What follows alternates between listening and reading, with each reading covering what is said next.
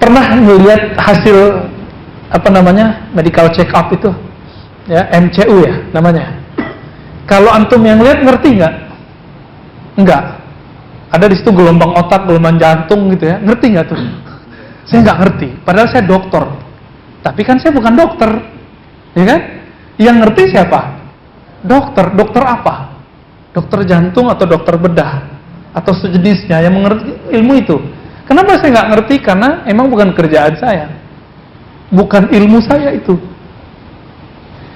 Apakah semua ustadz mengerti hadis ini sahih tidak sahih? Enggak. Siapa yang ngerti hadis ini sahih tidak sahih? Ahli ustadz yang ahli hadis. Kalau ustadz ahli hadis enggak. Ya. Terus apakah semua orang kemudian mengerti masalah kolbu? Enggak juga. Maka silakan dicari guru yang ahli kolbu. Nanti dia akan menunjuki cara ngobatin kolbunya. Ada caranya, ya. Sama mereka gampang. Kita pikirin sendiri kan susah. Coba belajar bahasa Arab sendiri, setahun 2 tahun juga nggak sukses. Tapi sama ustadz, sama guru, sama syekh 3 bulan sukses. Ahli kolbu bisa lebih cepat. Karena kolbu itu sekali dia steril, lalu dimasukkan zikrullah, nggak nyampe 10 hari dia udah bercahaya. Ya.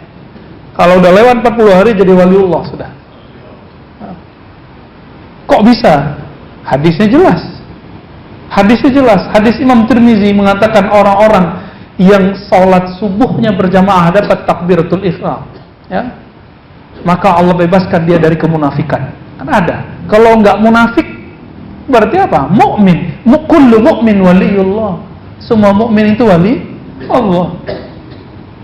Gampang kok jadi wali Allah. Buang sifat munafik gitu aja ya. Saya belum jadi waliullah, saya masih banyak kemunafikannya. Allahumma ighfir lana wastur auratina wa ajirna minan nar wa akhlis qulubana minan nifaq, amin ya rabbal alamin. Orang yang sudah praktek 40 tahun dengan yang baru praktek 5 tahun beda nggak? Sama. Ahli kolbu yang sudah lama praktek kolbu, ngobatin kolbu, dengan orang yang baru dapat izin beda.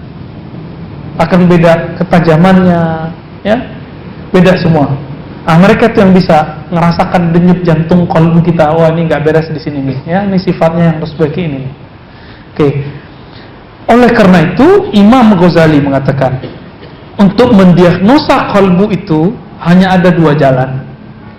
Pertama, ayajlis baina yaday syaikhin basirin bi uyubin nafs. Ini kemudian kesimpulan dari Imam Ibnu Qudamah, ya.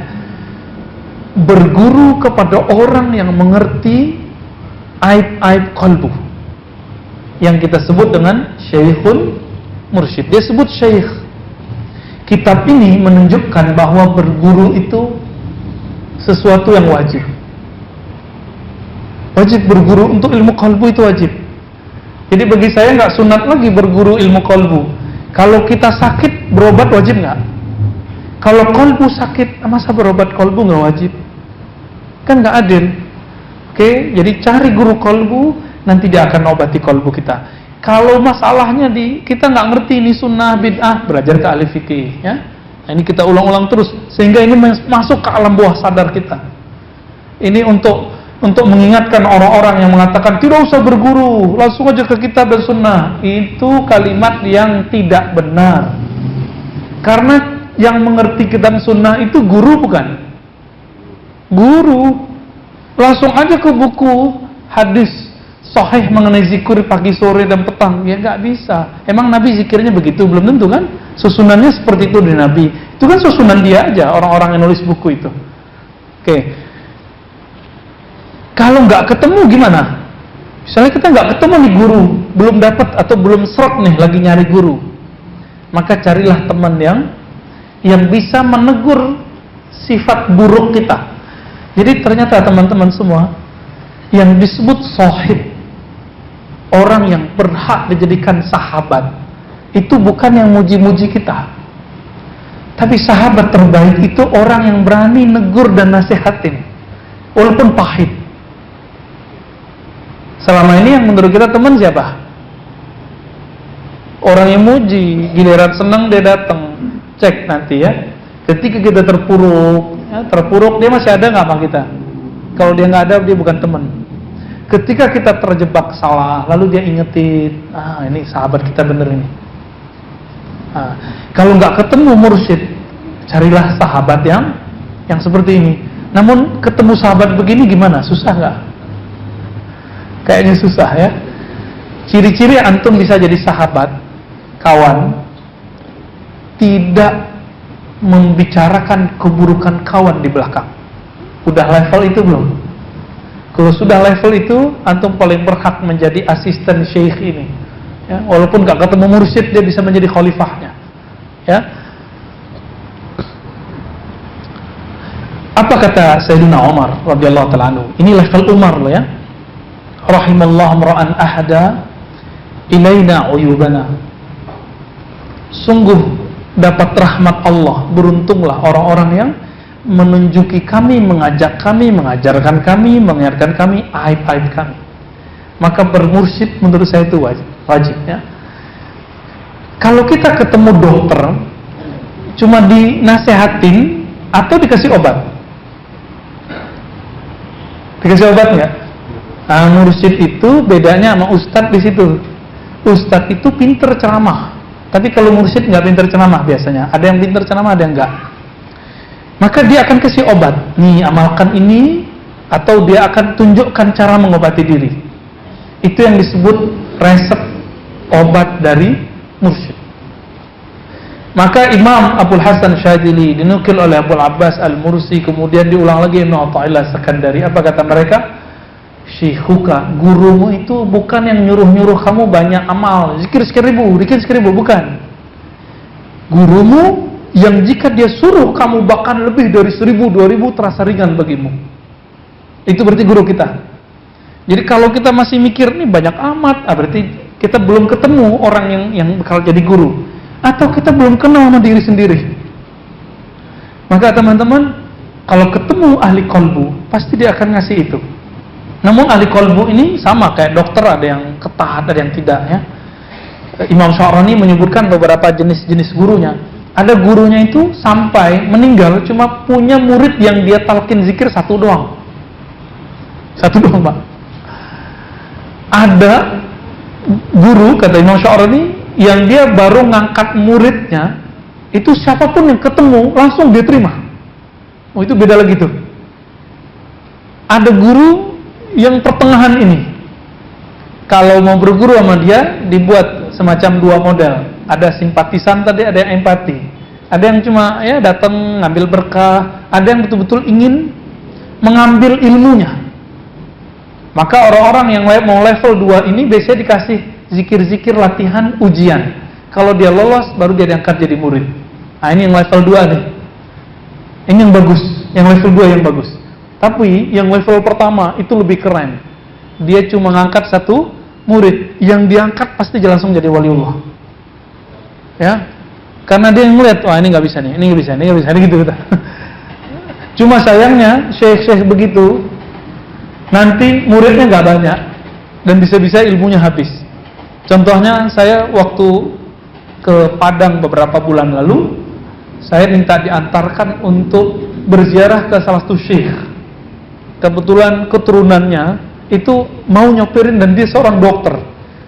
Dokter ternyata keturunan seorang ulama wali Allah, mursyid tarekat Naqsyabandiyah. Tapi bukan yang puasa-puasa duluan itu ya. Itu nggak mau tabar itu. Tapi ilmunya ada emang, cuma kita susah terima ya.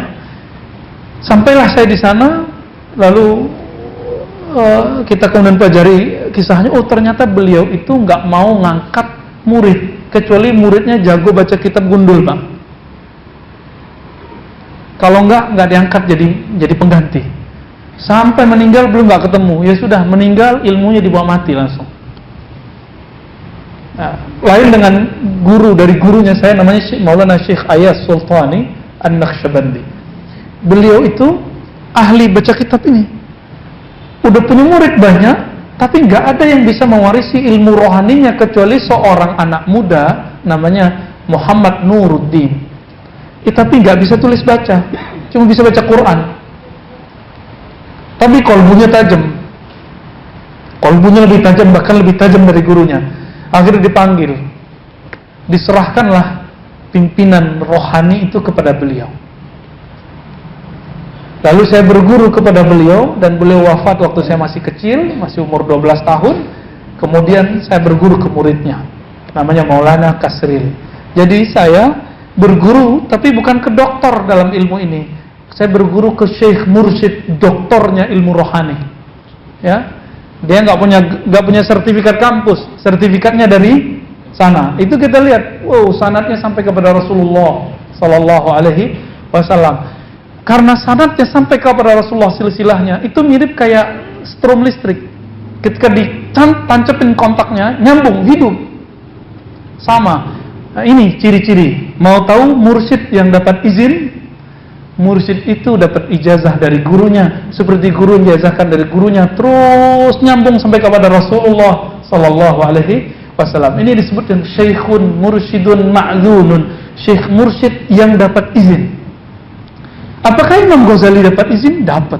Siapa gurunya? Namanya Abu Ali Al-Farmadi, salah seorang ahli hadis, ahli fikih, dan juga ahli qalbu. Namanya tertulis dalam silsilah Naqsyabandiyah, Abu Ali Al-Farmadi. Silakan buka kitab Al-Maqsad Al-Asma. Di bagian belakang beliau menyebutkan nama gurunya itu. Syarah Asmaul Husna sudah diterjemah ke bahasa Indonesia. Silakan baca buku itu, nanti antum ketemu. Di sini saya mengkritisi pendapat sebagian dosen saya di UIN yang mengatakan apa dulu? Ghazali itu nggak bermursyid, itu bohong ya. Kamu tidak tahu, jangan buat klaim. Kadang-kadang begitu. Jadi level ilmiah kampus pun dia nggak tahu, dianggap sebuah teori. Apalagi yang nggak ilmiah, korban hoax ya. Aduh, udah kacau udah ya. Suka nyebar kepalsuan. Baik, jadi teman-teman semua, apakah perlu bermursyid? Perlu, bahkan wajib. Apa ciri-cirinya? Ciri-ciri guru yang bisa membimbing kita kepada Allah, ciri-cirinya sederhana. Dia nggak mesti berkopiah kayak saya, begini ya, berjubah, nggak mesti. Tapi dia dapat izin dari gurunya terus sampai kepada silsilah Rasulullah. Ya. Suatu kali ini sebagai penutup, satu kali guru saya menceritakan ada seorang anak muda diangkat menjadi mursyid oleh guru sebelah tarekat yang lain. Tapi si mursyid muda ini ketika ngajar zikir nggak ada efek kepada muridnya, nggak ada rasa bergetar kalbunya. Itu kalau zikir nyambung kepada Rasulullah, maka ayat surat Al-Anfal kena. Idza dzukirallahu wajilat qulubuhum. Jika disebut nama Allah, kalbu bergetar. Bergetar itu bukan maknanya orang azan terus kita terpanggil ke masjid, itu beda lagi. Itu bukan bergetar, itu namanya terpanggil. Bergetar itu wajilat. Sebut nama Allah, ya, itu ada getarannya. Dan itu bisa bikin merinding semua tubuh ini. Disebut taqsya'irru minhu juludul ladzina yakhshawna rabbahum. Dalam surat Az-Zumar ayat 23. Bahwa merinding itu benar, bukan dari syaitan. Ya. Ada orang yang karena merinding itu pingsan, ada kalau nggak kuat. Imam Hasan Al-Basri dibacakan surat Al-Hadid ayat 16, pingsan, merinding dia karena dibacakan ayat ingat Allah, pingsan. Bisa begitu? Iya. Itu disebut dalam bahasa ilmu qalbu fana. Ya. Dia disebut apa? Fana. Fana itu ketika sifat kemanusiaannya tenggelam, habis.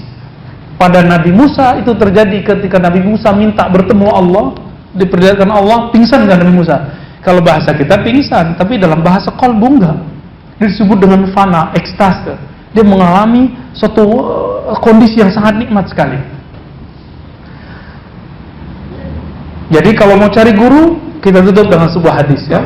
Suatu kali Nabi SAW ditanya, Man awliyaullah. Hadis Imam Abu Nu'aim, hadisnya Hasan. Siapakah yang disebut wali Allah wahai Rasulullah?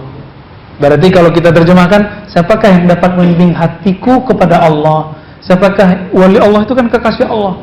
Siapakah yang bisa membimbing qalbuku untuk mencintai Allah? Apa jawaban Nabi? Jawabannya sederhana. Man idza ru'u dzukirullah. Guru mursyid wali Allah itu bukan yang bersertifikat doang, bukan yang bergelar, bukan yang berjenggot, yang berserban, bukan. Siapa mereka? Mereka adalah orang yang jika kita pandang dia, kita ingat dia, kita kenang dia, memandang, melihat dan mengenangnya membuat kita zikirullah, membuat kita ingat kepada Tuhannya, yaitu Allah Ta'ala. Kalau antum sudah punya guru begitu, jangan lepaskan dia. Ngaji terus kepadanya, ambil zikir kepadanya, latih kalbu. Itu mursyidnya. Sudah ketemu belum? Kalau udah, jangan dilepas. Minta talqin zikir kepadanya, ya, biar nyambung kepada Rasulullah SAW. Karena yang dapat syafaat nanti cuma orang yang nyambung zikirnya kepada Rasulullah. Kita sebut ijazah talqin, sanad zikir. Jadi talqin itu bukan untuk orang sakaratul maut doang. Laqinu mautakum la ilaha illallah. Talqinkan mauta. Apa arti mauta? Kata Ibnu Rif'ah, orang yang bakal mati, orang yang sedang sakaratul maut, orang yang telah mati. Kita udah sakarat belum? Berarti kita yang mana? Yang bakal mati. Maka antum wajib belajar la ilaha illallah. Kalau belum belajar la ilaha illallah, nanti susah pada sakaratul mautnya.